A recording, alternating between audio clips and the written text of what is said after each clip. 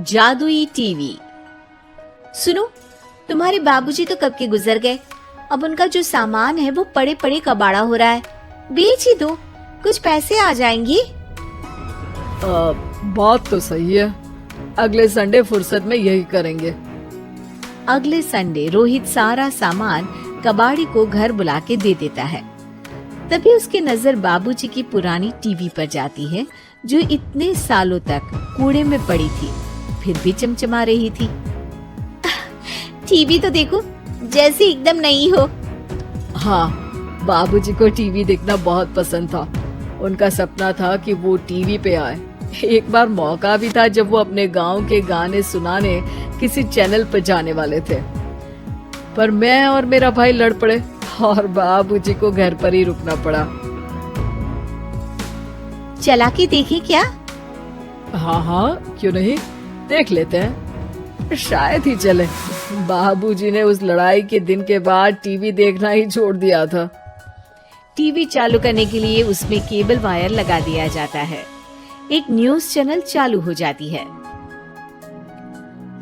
स्वर्ग की सीढ़ी के रास्ते हैं तीन, तीनों के तीन रास्ते हैं संगीन। पहला रास्ता है सांप की बीन, दूसरा रास्ता घर में बिछा कालीन, तीसरा रास्ता कलकत्ता से चीन।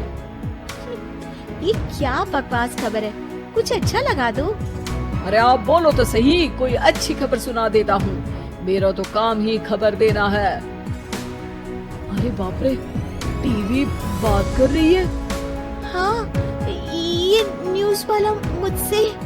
हाँ, आपसे ही तो बात करूंगा ना, आपके घर में हूँ तो। अरे ये सपना है क्या? तुम हमसे बात नहीं कर सकते? अरे सपना नहीं भाई साहब, ये टीवी जादुई टीवी है। बोलो क्या खबर सुननी है, वरना ब्रेक लेने का टाइम आ जाएगा। सुप्रिया घबरा के टीवी बंद कर देती है। वो क्या था? अरे एक बार और चालू करके देखे, फिर से बात करेगा तो चैनल बदल देंगे। सुप्रिया फिर टीवी चालू कर देती है। अरे ऐसा कोई मुंह पे टीवी बंद करके जाता है क्या? मुझे बुरा लगा आपका नेचर। चाय पानी तो पूछो। सुप्रिया टीवी के बटन से चैनल बदल देती है। अब टीवी पर एक फिल्म चल रही है। अरे ये तो सूर्यवंशम है ना? हाँ, और ये ठाकुर को जहर की खीर दे दी और उसको पता भी नहीं है। ए भाई, खीर मत पीना, उसमें जहर है, मत पीना। ठीक है महाशय, जैसा आप कहें। हाँ। अरे आपकी बात मान ली, पूरी पिक्चर ही अब तो बदल जाएगी। मतलब ये सच में जादुई टीवी है? तभी वहाँ कबाड़ी आ जाता है। भैया, टीवी के 150 रुपए दूंगा, चलेगा?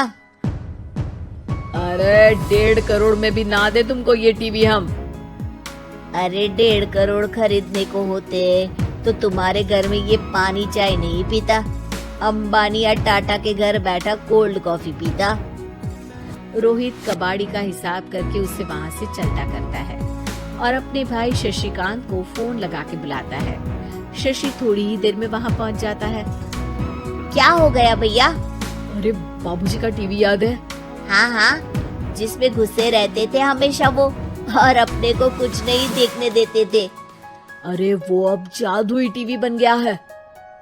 भैया, आपकी बकवास करने की आदत अब तक नहीं गई। अरे आपके घर में बच्चे हैं, अब तो बड़ों जैसी बात करो।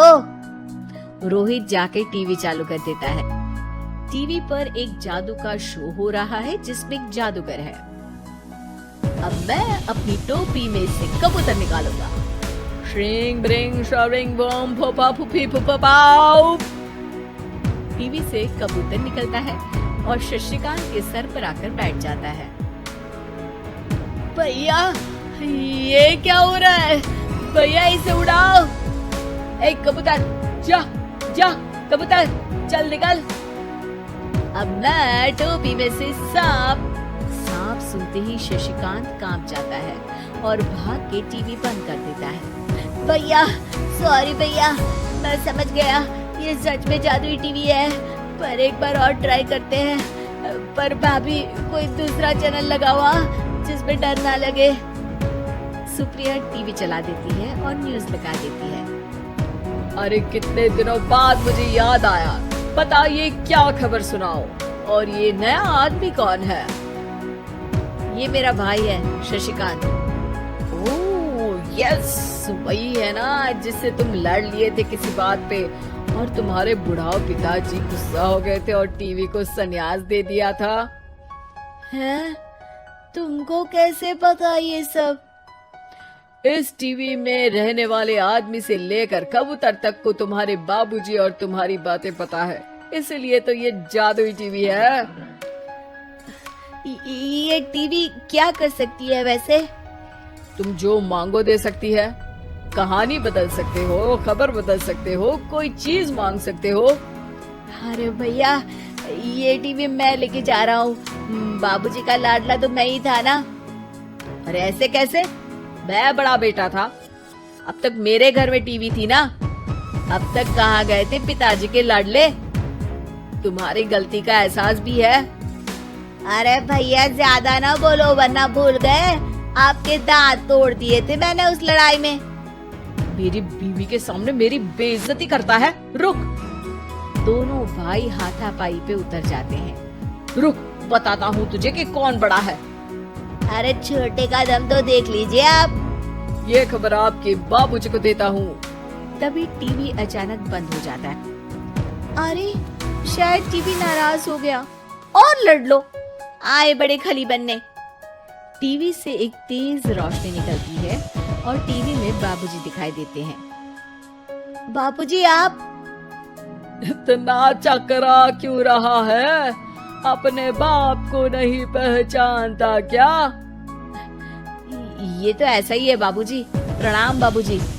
अरे चुप कर, तुम दोनों ही उल्टे हो।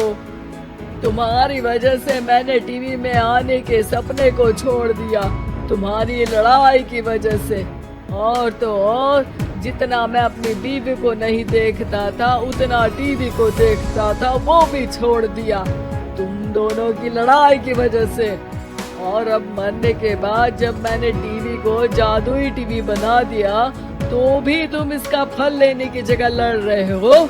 अरे तुम तो लायक ही नहीं हो, अब तुमको बाबा जी का ठुल्लू भी नहीं मिलेगा। बाबूजी चले जाते हैं। टीवी बंद हो जाता है। रोहित और शशिकांत गिड़गिड़ा के टीवी के सामने हाथ जोड़ के बाबूजी को बुलाते हैं, पर टीवी सिर्फ धुआं निकालता रहता है।